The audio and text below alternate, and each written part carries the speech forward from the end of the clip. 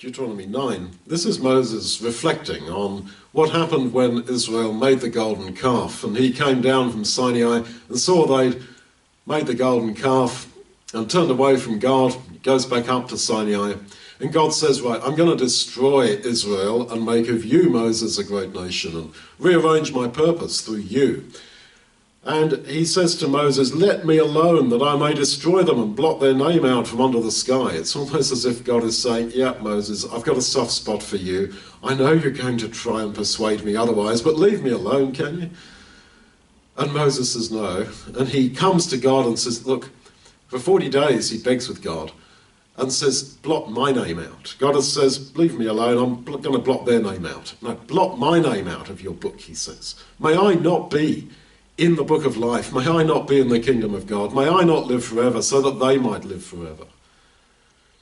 And he does persuade God, and God agrees not to destroy the people and to change that plan he had to work instead just through Moses.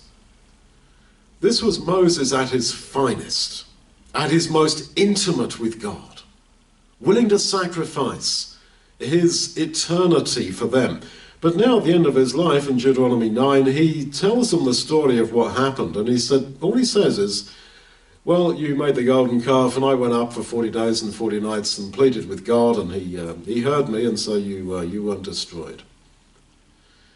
He doesn't tell them the detail that you actually get in Exodus about what actually went on up there on the top of Sinai for 40 days. And what I want to say is this, that leave some things as only between God and yourself. There are some very intimate things. It might even have been you at your finest, spiritually. Leave that between you and God. Don't tell other people about it, by its nature. Because you are in personal relationship with God.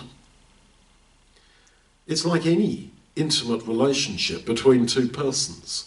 There are some things that quite rightly remain secret between the two of you, and when one of you dies, that's the end of the secret. But in our relationship with God, it is the same. There are some things in that living relationship that you can have with your God that are just between him and you. And you'll be given a name given which nobody knows apart from you and Jesus, and you'll live with that forever, Jesus says. That's how intimate is our relationship with God.